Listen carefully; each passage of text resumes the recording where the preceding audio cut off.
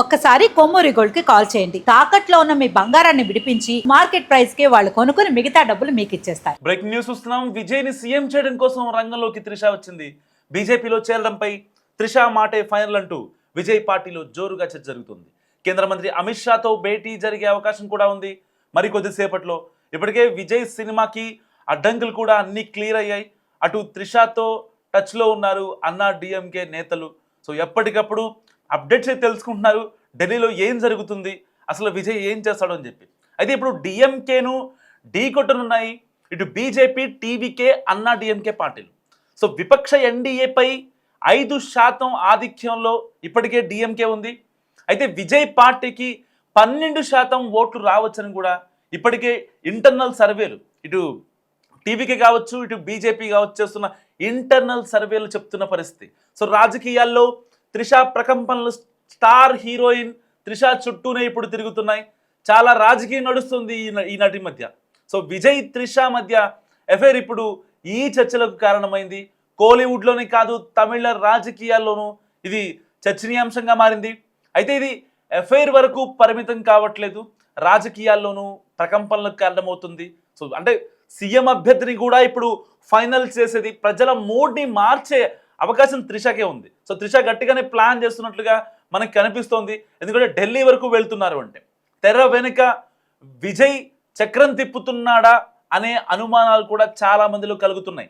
ఎందుకంటే ఇప్పటిదాకా త్రిష ఒక్కటే డైరెక్ట్గా వచ్చి యాక్సెస్ తీసుకొని బీజేపీ అధిష్టానంతో పెద్దలతో మాట్లాడే అవకాశం త్రిషకి దక్కలేదు.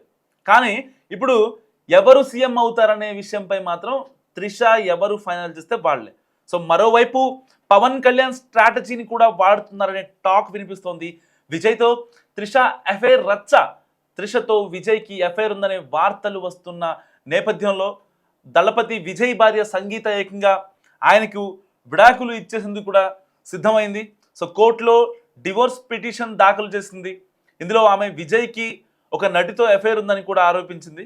సో ఆ నటి త్రిషనే అని చాలామంది అంటున్నారు. సో ఇప్పటికే వీరి మధ్య అఫైర్ ఉందనే వార్తలు చాలా కాలంగా వినిపిస్తున్న నేపథ్యంలో సంగీత ఆరోపణలకు బలం చేకూరాయి. ఆ మధ్య ఒక ఫంక్షన్లో విజయ్ త్రిష కలిసి కనిపించారు. దీంతో ఈ రూమర్స్ మరింత హాట్ టాపిక్ అయ్యాయి. సో ఎంజీఆర్ జయలలిత స్ట్రాటజీని విజయ్ అండ్ త్రిష ఫాలో అవుతున్నారా అన్న మీమాంసలు కూడా చాలామంది తమిళులు, అంటే తమిళ పాలిటిక్స్ తెలిసిన వాళ్ళు చాలామంది మాట్లాడుకుంటున్న ప్రశ్న ఇది. ఇదిలా ఉంటే ఇప్పుడు త్రిష రాజకీయాల్లోకి వస్తుందనే వార్తలు కూడా గట్టిగా ఊపందుకుంటున్నాయి. అప్పట్లో ఎంజీఆర్ జయలలిత తరహాలో విజయ్ త్రిష రాజకీయాల్లోకి వస్తున్నారని, విజయ్కి త్రిష సపోర్ట్గా ఉండబోతుందని కూడా చాలా గట్టిగా వినిపిస్తున్న టాక్. సో ఇటీవల కాలంలో ఆమె కొత్తగా ఒక్క సినిమా కూడా ఒప్పుకోలేదు. సో చాలా సినిమాలు వచ్చినా సరే ఆవిడ రిజెక్ట్ చేసిన పరిస్థితి. రాజకీయాల్లోకి రావడం కోసమే ఆమె సినిమాలు చేయడం లేదంటున్నారు. సో ఇదే ఇప్పుడు తమిళ రాజకీయాల్లో చర్చనీయాంశంగా మారింది. ఎంజీఆర్ రాజకీయాల్లో ఉన్నప్పుడు జయలలిత ఆయనకు సపోర్ట్గా ఉంది. సో ఆయన మరణించాక జయలలిత పూర్తి స్థాయి రాజకీయాల్లోకి వెళ్ళింది. సో ఇలాంటి నేపథ్యంలో ఇప్పుడు త్రిష కూడా విజయ్కి సపోర్ట్గా ఉంటుంది. సో సీఎం అయి తమిళ రాష్ట్రాన్ని శాసించనుంది. ఇప్పుడు ఇదే స్ట్రాటజీని త్రిష ఫాలో అవుతుందనే టాక్ కూడా ఇంటర్నల్గా గట్టిగా వినిపిస్తుంది. మరోవైపు ఇప్పుడు త్రిషకు సంబంధించిన మరొక ఆసక్తికర వార్త ఏంటంటే ఆమె కేంద్ర మంత్రి అమిత్ షాతో భేటీ అయ్యారనే వార్తలు వినిపిస్తున్నాయి. సో ఎన్నికలు సమీపిస్తున్న నేపథ్యంలో ఆమె బీజేపీ నాయకులను కలిశారనే వార్త పెద్ద దుమారం రేపుతుంది. బీజేపీతో పొత్తుకు ప్లాన్ చేస్తున్నట్టు కూడా టాక్ వినిపిస్తుంది.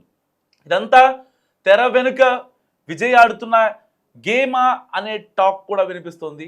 సో విజయ్ స్థాపించిన టీవీకే పార్టీ బీజేపీ ఏఐడిఎంకేతో కలిసి ఈసారి పోటీ చేసే అవకాశాలు కూడా సమాచారం. అందులో భాగంగానే త్రిష అమిత్ షాని కలిసిందంటున్నారు. మరి ఇందులో నిజమెంత అనేది తెలియాల్సి ఉంది. సో పవన్ కళ్యాణ్ తరహాలో విజయ్ త్రిష రాజకీయ ఎత్తుగడ వేశారా? సో చూడబోతుంటే విజయ్ కూడా పవన్ స్ట్రాటజీలోనే ఫాలో అవుతున్నట్టు కనిపిస్తుంది.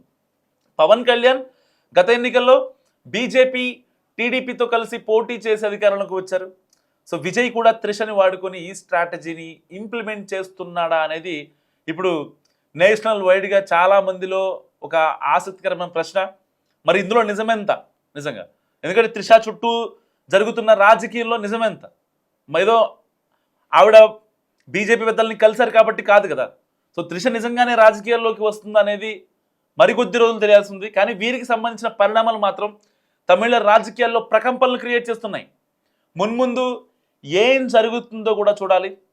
So same Pawan Kalyan strategy ప్రకారమే ఇప్పుడు ఎలాగైనా సరే సీఎం అవ్వాలి అని చెప్పి విజయ్ కోసం త్రిష బయటకు వచ్చింది. ఇప్పటిదాకా విజయ్కి రూట్ క్లియరెన్స్ కోసం చాలా తాపత్రయపడింది త్రిష, నిజం చెప్పాలని.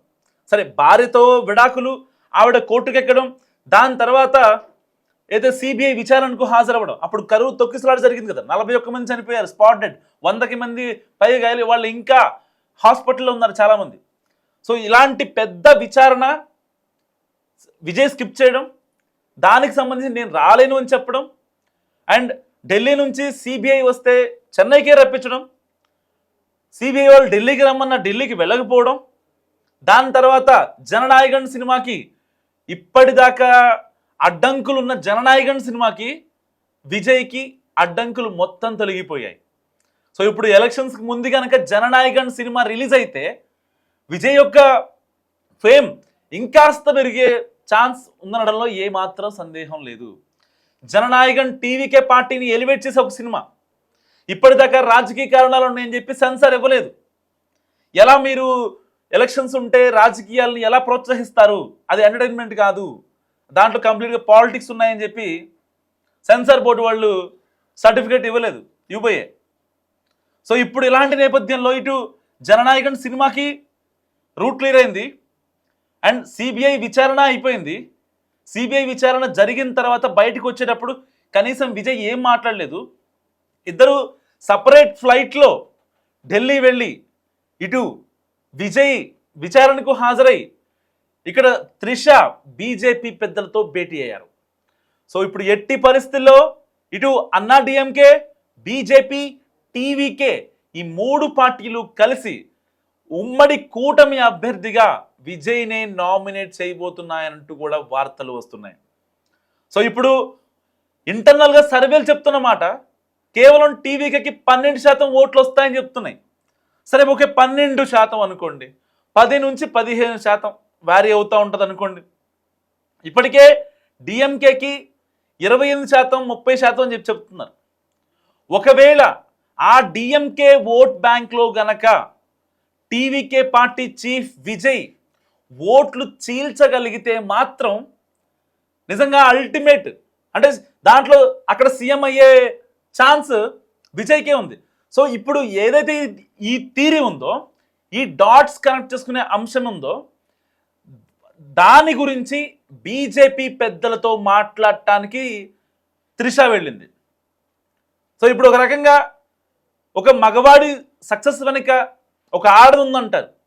ఇప్పుడు విజయ్ని సీఎం చేయడం వెనుక త్రిష ఉంది అని చెప్పడంలో ఎలాంటి సందేహం లేదు, ఎలాంటి మొహమాటం కూడా లేదు. ఇప్పటికే త్రిష అది ఒక బైట్ వైరల్ అవుతుంది, నాకు సీఎం అవ్వాలని ఉందని చెప్పి. సో ఆవిడ ఒక 10 years బ్యాక్ సీఎం అవ్వాలి అని అన్నారు అంటే, సో అది ఇప్పుడు కల సహకారం అవుతుంది. అంటే ఆవిడ మైండ్లో అది ఉండిపోయింది.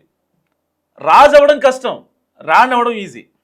రాజు అంటే యుద్ధాలు చేయాలి, వేరే రాజ్యాలను ఆక్రమించుకోవాలి, ఇవన్నీ చేయాలి. అదే రాణి అవ్వాలంటే రాజును పెళ్లి చేసుకుంటే రాణి అయిపోద్ది. సో ఇదే కాన్సెప్ట్ని ఇప్పుడు ఆవిడ త్రిష ఫాలో అవుతున్నారని చెప్పుకోవచ్చు. సో నిజంగా ఆవిడ మాట్లాడిన తీరు గత 15 రోజులుగా చాలా తెగ వైరల్ అవుతుంది. త్రిష మాట్లాడింది, నాకు ఎట్టి పరిస్థితుల్లో సీఎం అవ్వాలని ఉందని చెప్పి ఎప్పుడో చిట్చాట్లో, ఒక సినిమా ఈవెంట్ చిట్చాట్లో ఆవిడ మాట్లాడిన మాట. మరి ఇన్ని కాన్సిక్వెన్సెస్లో తమిళనాట ఎలాగైనా సరే బీజేపీ పాగా వేయాలని చూస్తుంది. ఎలాగైనా సరే అక్కడ వాళ్ళ జెండా పాతాలి, ఎప్పుడూ కూడా ఎగరలేదు. ఎవరైతే త్రిషకి విజయ్కి మధ్య ఎఫైర్ ఉందని బీజేపీ చీఫ్ బయటకు వచ్చి మాట్లాడారో, ఇప్పుడు అదే పార్టీలోకి వెళ్ళను అని చెప్పిన విజయ్ తెర వెనుక మంతనాలు జరుగుతున్నారు త్రిషతో. అల్టిమేట్గా సక్సెస్ అవుతాయనే చాలామంది భావిస్తున్నారు. అండ్ పర్టికులర్గా త్రిష కూడా విజయ్ని ఎలాగైనా సరే సీఎం చేయాలి, అతన్ని సీఎంగా చూడాలి, తమిళనాడు ముఖ్యమంత్రిగా ప్రమాణ స్వీకారం చేస్తున్నాను అనే రోజు కోసం ఇప్పుడు త్రిష వెయిట్ చేస్తుంది ఈగర్గా. సో ఇప్పటికే సినిమాలు కూడా ఆపేసింది త్రిష. చాలామంది, చాలా డైరెక్టర్లు, చాలా ప్రొడ్యూసర్లు ఇప్పటికే త్రిషని అప్రోచ్ అవుతున్నారు. వాళ్ళ పిఏకి తరచుగా మెసేజ్ పెట్టడం కావచ్చు. ఇలాంటి నేపథ్యంలో ఇప్పుడు త్రిష డైరెక్ట్గా వెళ్ళి ఢిల్లీ పెద్దలతో భేటీ అవ్వడం నిజంగా ఆసక్తికరంగా ఉంది. ఎట్టి పరిస్థితిలో విజయ్ని సీఎం చేసే బయటకు వస్తుంది అనేది ఇటు డిఎంకే పార్టీలో కావచ్చు, ఇటు టీవీకే పార్టీలో కావచ్చు చాలామంది చెప్తున్నమాట.